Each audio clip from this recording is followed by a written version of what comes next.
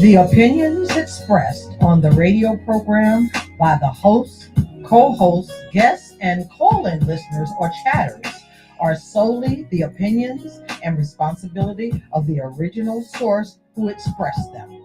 They do not necessarily represent the opinions of Genesis Radio, www.genesisradio.com, Genesis Radio's owners, management, or affiliates.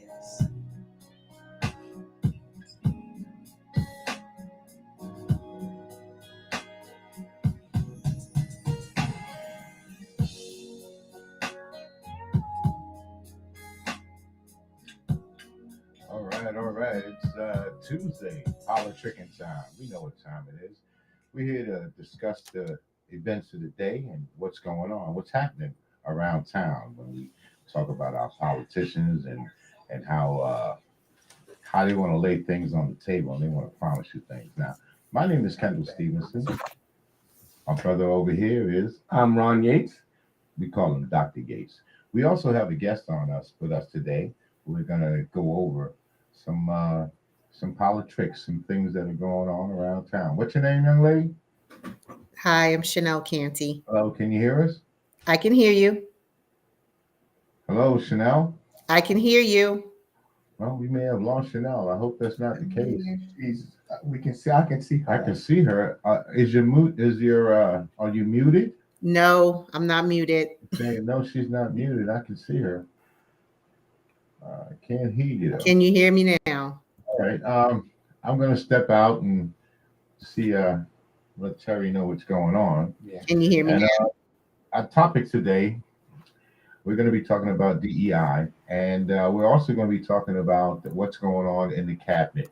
He's put a lot of crazy people in the cabinet, and it seems like we got criminals running the insane asylum.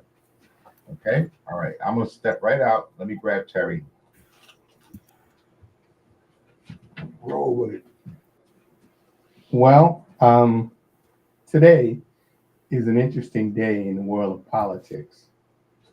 This morning, the president got up and decided he was going to cut federal funds for a number of programs, a number of vital programs, things like school lunches, which some children in some of our underserved communities, that may be the only decent meal they receive within the course of the day.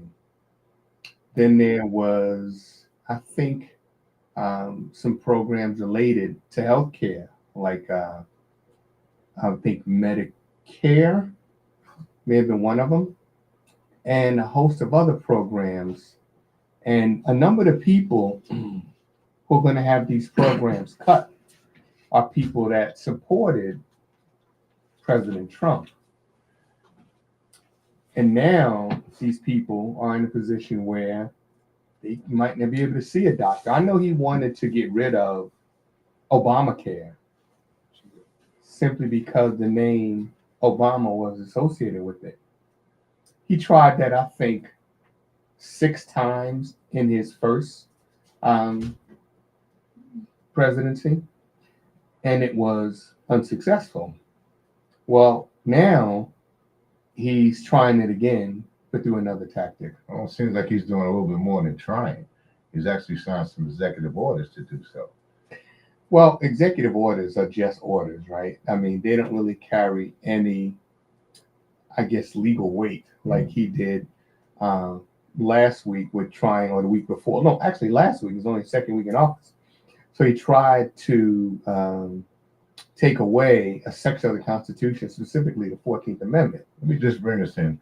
Hi, this is Kendall Stevenson and Ronald Yates again. We're on GenesisRadio.com. If you'd like to give us a call and chime in, please do so. The telephone number will be 888-304-4401.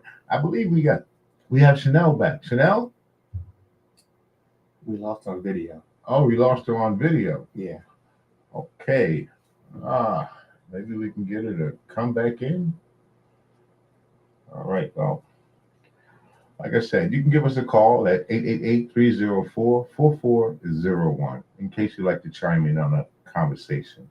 I'm going to try to get Chanel back so we can continue on, brother. Well, I would I'd really like to hear from people who supported President Trump. I'd like to hear their take on these cuts. Do they find these cuts to be beneficial? Do they find these cuts to be detrimental to them? How does it affect them? I mean, realistically, Trump made a number of promises that are simply now, I guess he's coming to realization, undeliverable. He talked about bringing down the price of groceries. And before he was elected, he said it's going to and be he just stepped harder up. So look, I'm than gonna put he you on thought speaker to bring down for the now until he cost gets of groceries. And now we have this bird flu outbreak, Right. and the price of eggs has actually doubled. There are people paying $10 and $11 for a dozen eggs, more than $1, nearly $1 an egg, and that simply is not going to change. Let me just check to make sure we can hear. Chanel, can I hear you? Hello? Yes, I'm here. Can you hear me? Yeah, I can hear you. Let's just make sure all of us can hear you. And as loud as I can go. Do me a favor, Chanel. Just call this number, please. 888-304-4401. Can you text that for me? I don't have a pen. Okay, I will. Thank you. All right. Hmm. Does he know that she's not on video anymore? I don't think so. He went to go get something. Oh, He okay. stepped out. Okay. Just all right, let's continue on, brother. To the people out there that are watching, I truly apologize. We've been having a couple of difficulties. We've been trying to get the young lady on, and again, we were having some difficulties. So I'm going to have her just call in. Okay. All right. Now to continue on with our conversation, we were talking about that the executive orders they don't carry as much weight as we think that they do. Good evening. This is Kendall Stevenson, Ronald Yates, and welcome to Politricking. Who's calling? Good afternoon, Mr. Chanel Canty. Okay. Make sure I can hear you. How are you, Chanel? I'm doing well. How are you? I'm doing well, thank you. Now we wanted you to call and chime in because I believe you're a millennial. I am not a millennial. I'm Generation X. Generation X, but in that generation, how you guys making out with this DEE situation? Or what is Or it? the DEI. Let me get it correct, right? The DEI situation. So me personally, I have not been impacted. My company is still upholding its commitment to maintaining diversity, equity, and inclusion. However, several of the retailers that we've been hearing through the media have decided to remove DEI from their part of their branding and as part of their commitments to the community.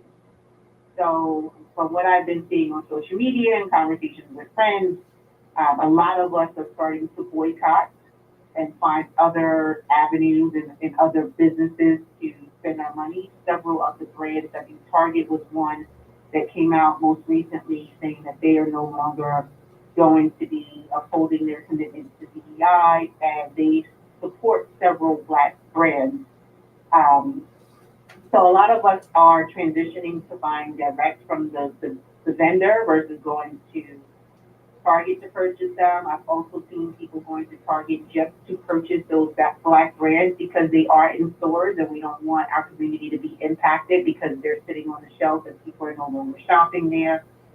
So that's really been the biggest impact for me personally, but I know that, it's impacting corporations, the federal government, and it's just going to continue to trickle down. I have a question. What is the real purpose, or who are the real benefactors of DEI? Because realistically, this country has never been inclusive. This country has never been diverse, at least in terms of, say, government, Resources. our resources, economically diverse, and inclusiveness. uh, We just don't do that in this country. And at this point, what is the need for it? Now, let me just add a little something to that.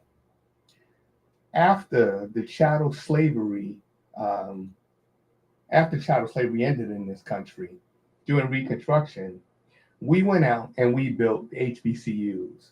We built thriving communities. We didn't have DEI.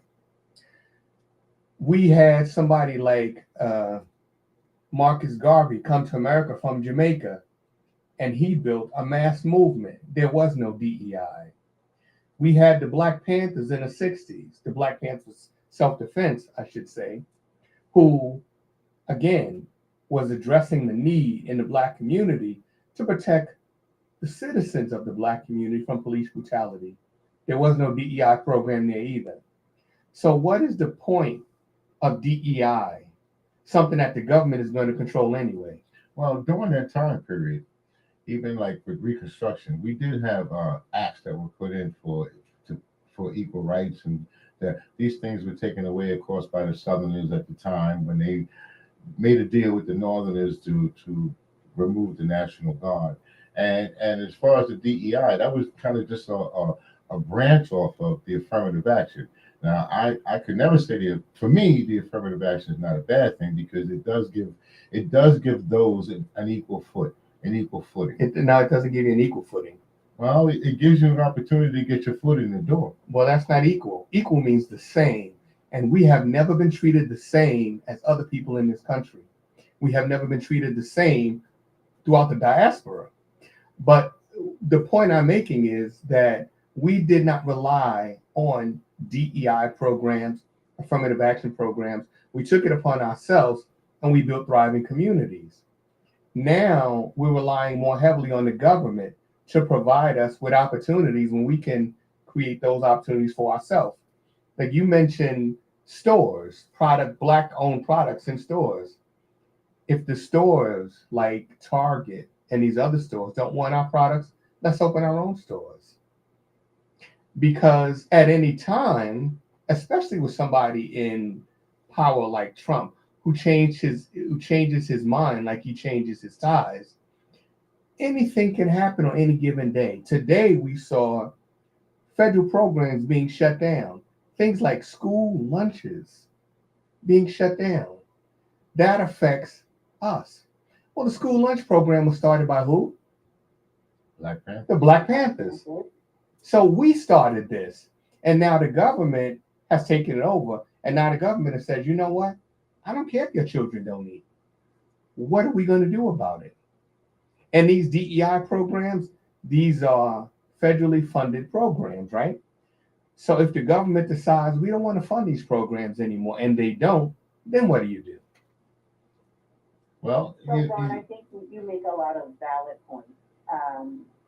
Throughout history, and including Reconstruction, as a community, we came together, we built our own communities, we built our own businesses, and every step throughout history, it was dismantled, either by the federal government or by the citizens of the United States of America, right? Mm-hmm. Every opportunity that we attempted to excel was pretty much taken away from us, right? So I don't think it's a matter of us not wanting to. Of course, for me, I want to be inclusive. I want to be included. I worked very hard for the career that I have built for myself. And when it comes to DEI, Black people are actually the lowest benefactor of it. It doesn't just include race. And I think a lot of people have that misconception. The biggest benefactor, according to the Department of Labor, is actually white women, followed by Latinos, Asian Americans, disability veterans, and the LGBTQ community. The Black community is actually the lowest benefactor of that. So even though we have these initiatives and these federally funded programs, it still benefits us the least. We still have to work twice or three times as hard And I agree, we should continue to build within our communities as much as we can and continue to rely on ourselves and spend our dollars within our community. But I would also say there are a lot of other nuances to that too. I mean, it's a good talking point when people want to say, I want to build my community. I want to buy black. I want to own black stores. I want to own black like this. But there, like I said, there are a bunch of nuances to things. These things don't happen overnight. Otherwise, they would have happened already. Well, the fact of the matter is, if our eyes are open and we are mentally aware, how can we not see what's going on? Because they've taken words like woke. They've taken. I'm not talking about that. I'm No, talking I mean, about what Trump is doing. Well, that's what I He mean. cut these federal programs. He cut those. Last week, he fired people with Yeah. government oversight, lawyers from the Department of Justice. He fired them because they worked along with Jack Smith on his investigation. Mm-hmm. So when you have somebody in office who has decided, I am the king, forget what the Constitution says about the delineation of powers. I am the king and I'm going to make decisions. Some of these decisions are going to be detrimental to many Americans. And if it's bad for the white community or the Caucasian community, it is a death sentence for the black community. So to say that, we need to do these things or these things should be done, it is a matter of survival now. This man has made it clear. When you talk about he's anti-DEI, well, let's be realistic. What does that mean? That means more than just he's diversity, equity, and inclusion. He's talking about people. He's talking about people that look like you and I. Yeah, well, they criminalized it. They criminalized it. First, they politicized it. They made it like with the word woke. They politicized that. Then they criminalized that. Then they've taken the acronyms and they criminalized that. Because when you ask most people, the average people, they don't even know what the acronyms mean. They have no idea. All they know is DEI is bad. That's it. And that's what they run with. Mm-hmm. Well, I think they better wake up now and smell the coffee, because this man has been in office less than 2 weeks, Mm-hmm. and he's already dismantling much needed programs that people count on. He's dismantling the Department of Justice and reshaping it in a way so that he will never again be dragged before a court of law. And I heard also that he's trying to run, or he's trying to make it possible that he can do a third term. He already said that. He said, can I run again? So he's asking the questions if he does not know. Every president since, I think, Nixon has been term limited, but he is already introducing the idea. Mm-hmm. And you know what? Well, didn't Bloomberg serve more than 2 terms as mayor of New York City? Yes, he did. He did it for his So third the term. door has been opened. So you couldn't run again 3 terms. Right. So the door has been opened, Mhm. right? So it's a possibility that Trump will be on the ballot in 2018, because who's going to stop him? You know what I didn't do, Ms. Canty? I didn't allow you to get the opportunity to introduce yourself, tell people about your credentials, and just who you are. Sure.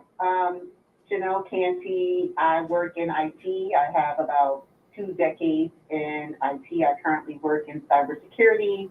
I'm a mom of 2. I have a freshman in college and one in high school. I am down in Maryland, in the Baltimore area, and I think that's it.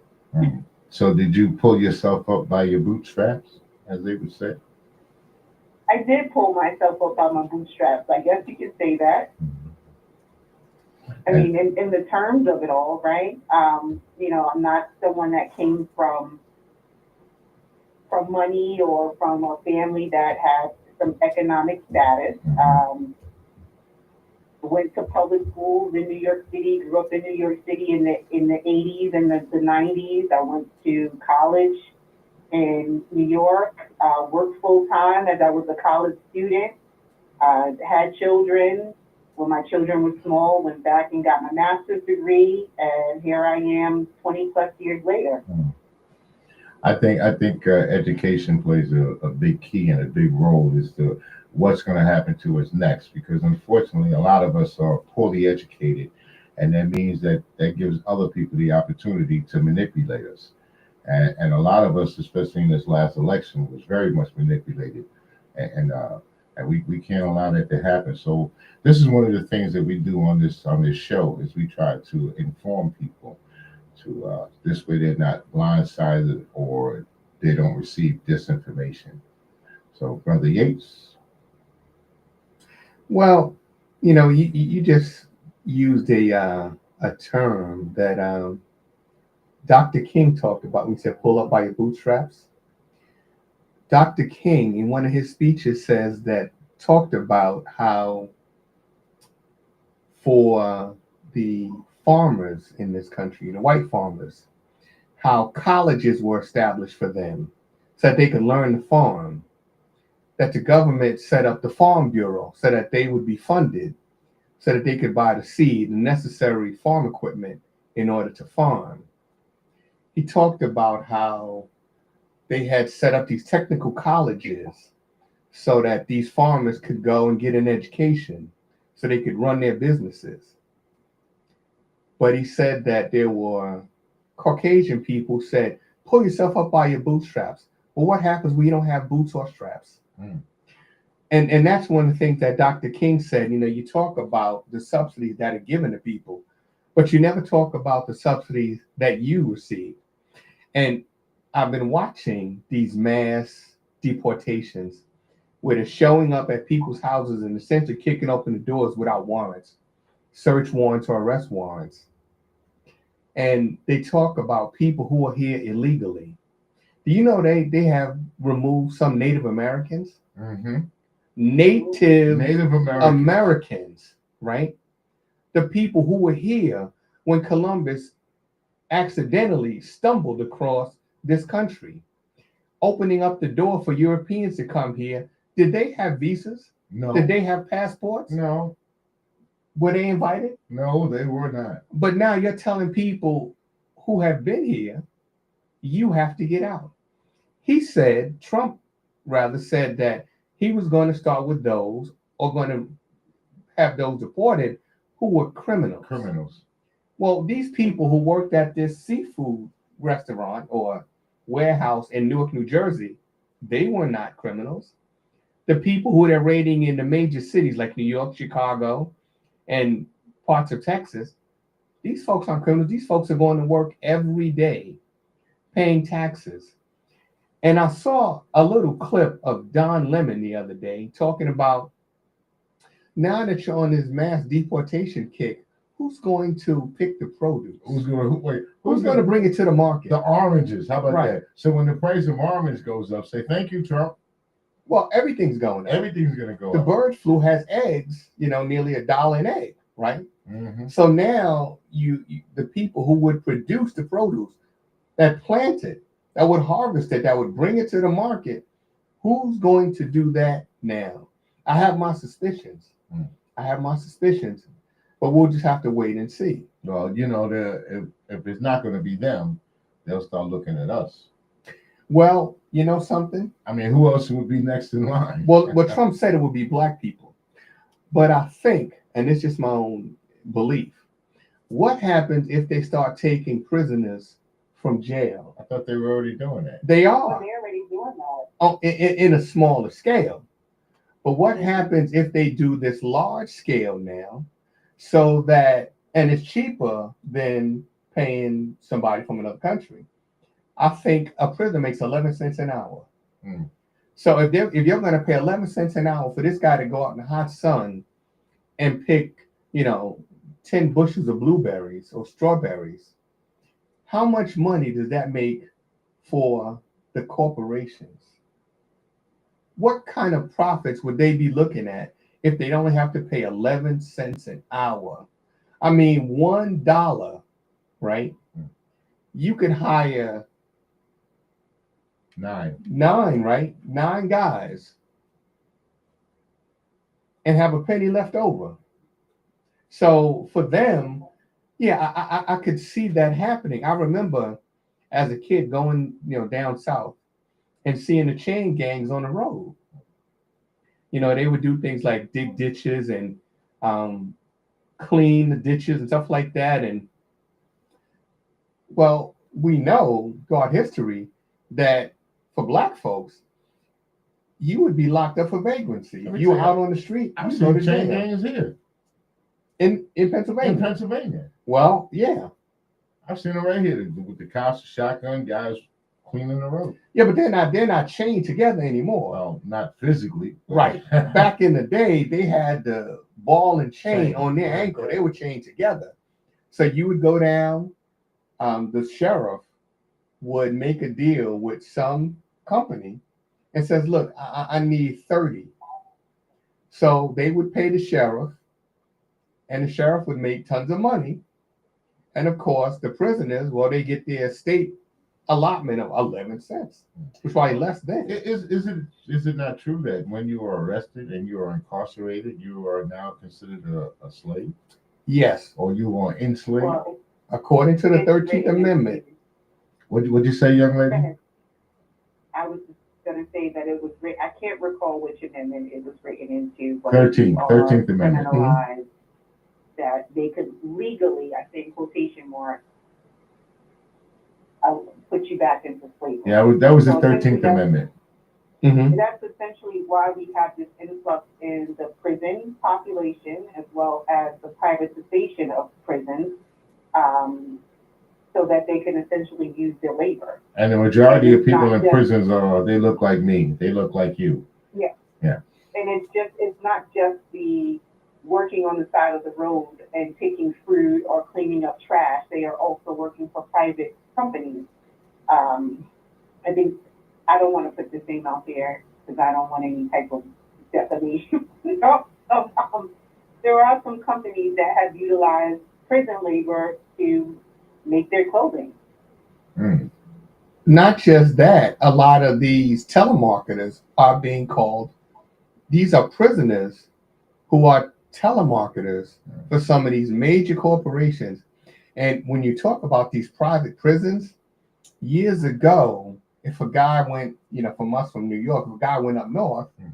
he said, yo, man, send me some sneakers. You go down to the sneaker store, pack it up, ship it upstate New York. You can't do that anymore. You have to provide the money directly to the inmate so he can buy it from the prison. So the prison will buy in bulk. Let's say they'll buy 10,000 pair of sneakers at $50, per pair, but they sell them for $150. Back to the prisoners. Right. And some of these companies like AT&T, well, when you're calling collect, it might be $5 for the connection fee, and then $1 a minute just to talk to your family member or friend. Not to cut you off, but check this out. It was on my mind. Snoop Dogg. Uh-huh. I don't know, man. I used to really feel a little something for the brother, but he turned out to be kind of like a hypocrite. It's like Kind of a hypocrite. well, yeah, okay, hypocritical. I heard him. He was on there one day talking about he would never, and whoever would perform for President Trump was a sellout and Mhm. all kind of stuff. And so, what does that make him? He released a video years ago. Apparently, it was Trump getting shot. Mm. Didn't use his name, right? But this was a video that Snoop produced. Then he went on to talk about the sellouts who would perform for Trump. Right. And now here we are 8 years later, and he's up there. So, where is your integrity, my brother? I don't think he has any. I think his integrity is in dollars and cents. Unfortunately, that's a lot of people. That's where their integrity comes in. He doesn't need the community anymore. He's not like this gangster rapper from LA. He's not in a court case anymore, a murder case at one point. He's made his money. He was on the main stage hosting the Olympics last year. He's partnering with Martha Stewart, and they have their TV shows and brands that they're doing together. He doesn't need the Black community anymore, right? So you're right. He has completely lost his integrity, and he is a hypocrite. Yeah. I don't know. It's difficult. I get it. What was the other? It was a couple more of them too. What is one of the Rick Ross? Nelly? Rick Ross. I couldn't believe that was. I couldn't believe that about Nelly. I really couldn't believe that about Snoop Dogg. I was like, not only could I not believe it, I was just like very, very disappointed because I've always thought this young man has something going on. I've always liked his music for the most part, and I just thought he had something going on. He was building up the Death Row Records, and then you see him starting more commercials and then movies, and I just thought that would be somebody that the youth could look up to, but I guess not, man. And when Chrisette Michele did it the first term, the community dragged her to pieces. Right. So it's hypocrisy. Well, they're dragging him through the mud right now. I saw something online where he had a tear in his eye. Well, you know what? The unfortunate part is that the same folks you meet on the way up are the folks you meet on the way down, right? And a lot of folks are going to have to come back at some point to the Black community with an explanation as to why you sold out. Why were you so, I guess, critical of those who would even talk about attending Trump's initial inauguration, and then you did it 8 years later? How do you explain that? You don't. Right.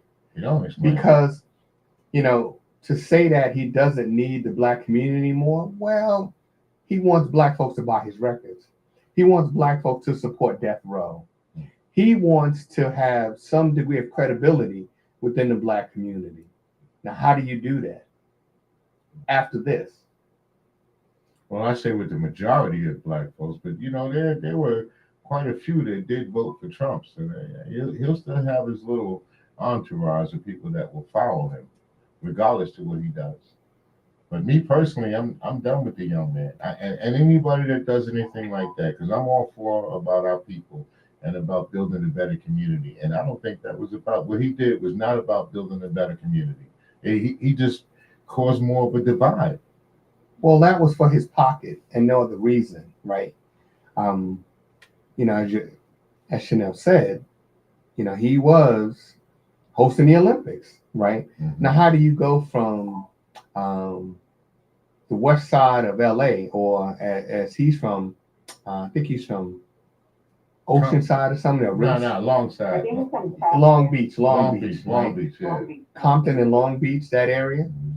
How do you go from that to hosting the Olympics, and then you're there at the White House at the inauguration of a man that you said you hated just 8 years before, right? What happened in that 8-year period, right? I mean, there are so many people that decide to place a monetary amount on their integrity. And, it's sad when it affects us, because you have so many people who seek role models. We're not producing people like Dr. King and Malcolm X right now. So those rappers that had integrity, those rappers that were talking about things other than shooting and killing and abuse of women, well, they were silenced, right? You don't hear nothing. You hear very little from KRS-One anymore. I'm gonna tell you, they got some brothers out there that I've been listening to, man. That conscious rap is definitely making a comeback. It's coming back. You got some. What's this one brother? I guess most people would know him as the Lord or the Landlord or something like that. But the brothers, he's good. He's really, really good. Very conscious.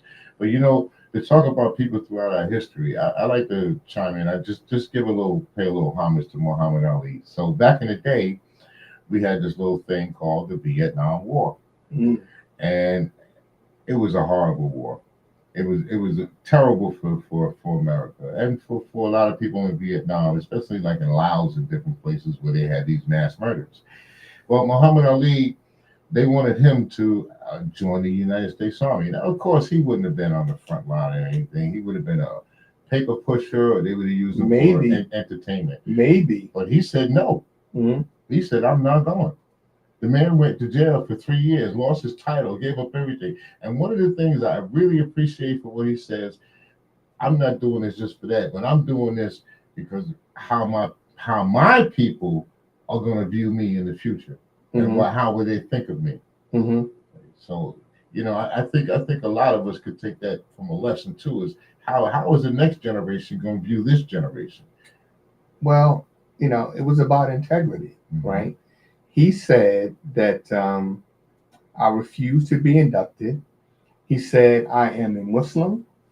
I will not kill another human being, someone who has done nothing to me. Mm-hmm. And he said, those brown people in Vietnam, they never called me nigga, Nope, never called me that N word. right? He said that when I want freedom, you're my oppressor, Mm-hmm. not the people in Vietnam. So, he was a man of integrity, a man that was totally committed to the upliftment of Black people in America and throughout the diaspora, Mm-hmm. right? And people as a whole. Muhammad Ali is probably one of the most known sports figures throughout the world, not just here, but throughout this entire planet. Hold on a second. Thank you for tuning in to GenesisRadio.com. Again, my name is Kendall Stevenson, and I'm here with Ronald Gates. We're going to try to give Chanel an opportunity to chime back in via video because we lost her via video. So we're going to try to bring her back in. Okay? All right, Chanel, thank you. I'm going to hang up the phone and let you plug back in, okay? Okay, sounds good. All right, thank you. Hello, can you hear me? Whoa. Loud and clear. The video link was lost. Can you hear me? You back? Yeah. Yeah, I can hear you. I can hear you loud and clear. Let me, my mic is a little loud. I'm getting some feedback. Okay, I see it now. There you go. Oh, All right, let me try that again. Can you hear me? oh yeah. Okay. Oh, she's kind of cute. Are you married? I'm telling your wife. She's kind of cute there, sitting up there in the chair. All right, young lady. Well, I'm very glad to run into a young person, or Gen X, as they would call you, and young people such as yourself. There's even a younger one, a young lady.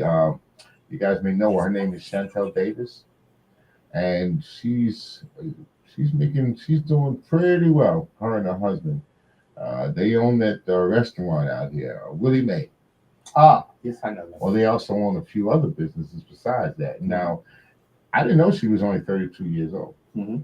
So it's just when I hear people that are Gen Xers or millennials or whatever they are, and they complain about what took place or what we didn't do, was how we, and then I hear that these people are doing pretty well. Well, something,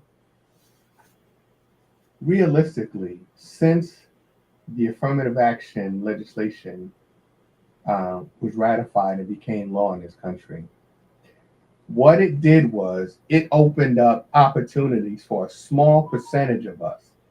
It was not designed to take all of us out of the ghetto and give us opportunities. It only provided opportunities for a very, very small amount of Black people in this country.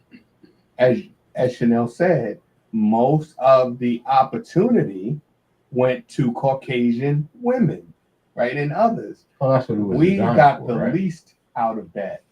The fact of the matter is, if you think about it, 400 years of the worst form of slavery known to man, followed by segregation, Jim Crow, lynching, the murders of Dr. King, Malcolm X, Medgar Evers, and the list goes on, and countless lynchings. Who in the hell wanted affirmative action? That was a program that they gave us. We didn't ask for that.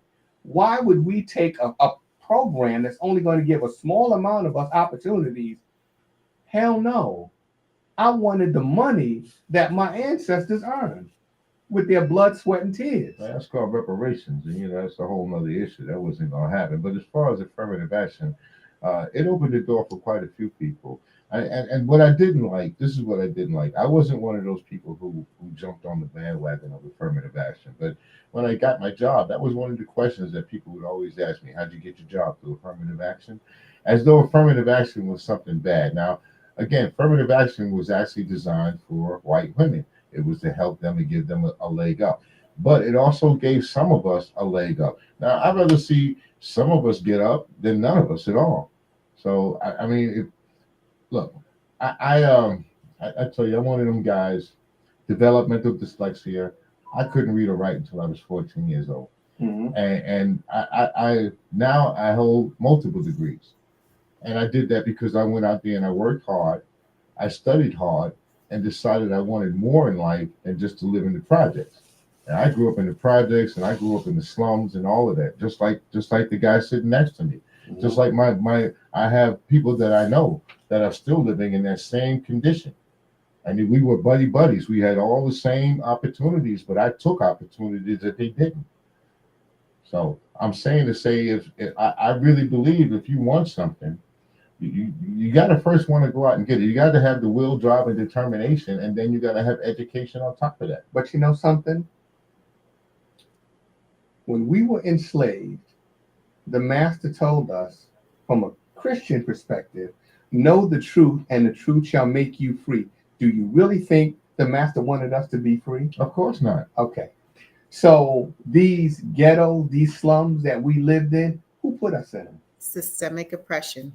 It's systemic oppression. So while affirmative action is being touted on one hand, we have systemic oppression, which is counterproductive on the other hand, right? To create those slums and segregated neighborhoods and to keep us from purchasing homes and asking demographic questions, when it's time to purchase a home on your home loan and you can only buy a home in certain areas and the redlining that we've experienced. So it's like we have two opposing forces competing against each other. One is saying we're trying to make it better for you, but the other one is pulling us back. Mm-hmm.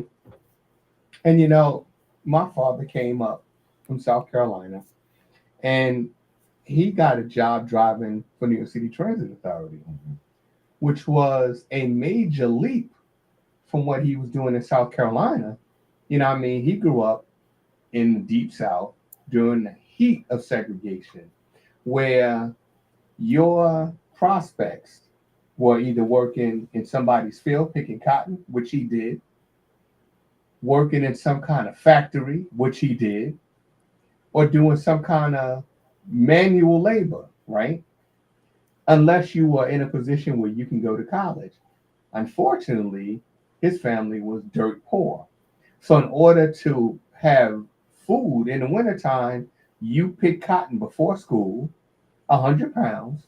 And then when you came from school, as they would call it, getting your lessons, you went back in the field and you picked another 100 pounds of cotton. So when he came to New York and was able to get a job like that, a civil service job, it was a major leap forward. But what about all those people left behind in places like South Carolina that didn't migrate to the larger cities? And those of us that did migrate to the descendants of those who migrated to the larger cities, we were not welcomed with open arms. I was bused. I remember 1971 being told you can't go to the neighborhood school anymore. We're sending you to another school. Well, where's that? On the other side of town, where I will be the only black face in my class in many years.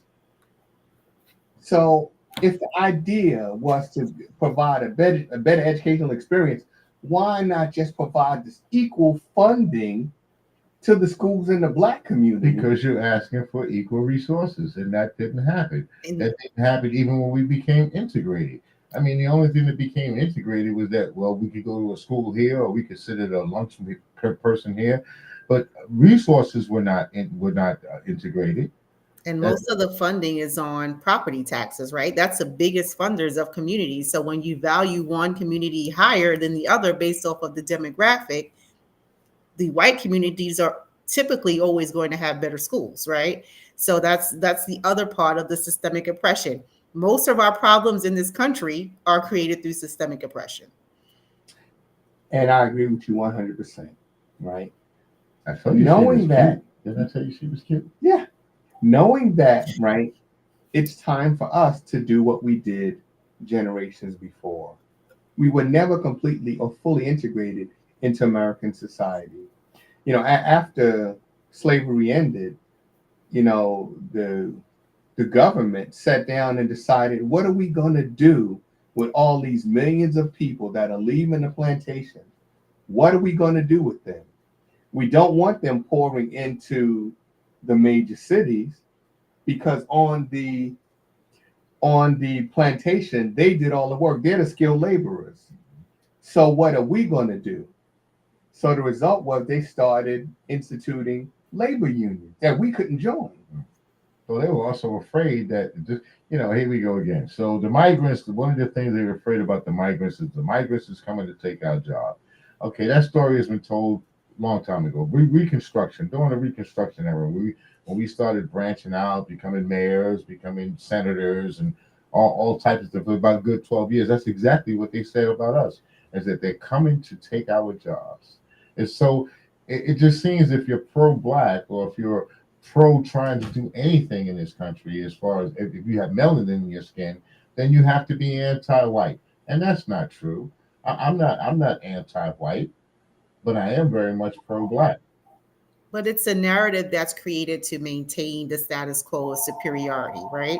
So when white people of power and money need to identify a place of division, people of color is an easy target, right? So instead of poor white people looking and saying, well, these people of wealth and status are actually the ones that are creating the barriers to impact my growth, let me find another source of my frustration and rage. So now they're saying it's the immigrants or the migrants. And like we were talking earlier, they're doing jobs that no one here wants to do. So all those jobs that they claim are being taken by the immigrants, not most white people don't want to do those jobs. Most Americans don't want to do those jobs. So it's just creating a divide and an enemy. When it's creating an enemy that is not appropriate, when it actually should be looking at the wealthy and the elite and the corporations and the people that should be really creating opportunities for Americans and paying taxes and doing all of those things. Right. And on that note, I think we're probably gonna pick this up next week where we left off that over here about who's paying for what, because apparently a lot of the public don't realize that a lot of these things are being paid right out of taxpayers' dollars. So when your taxes go up, food prices go up, you know who to look at. And for all those people who have voters' remorse, I really feel for you. Now, again, my name is Kendall Stevenson. Thank you very much, Chanel, for coming on.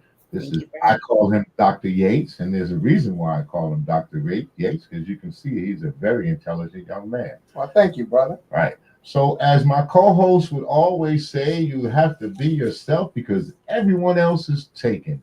Thank you, Shaquana. Peace. We're out.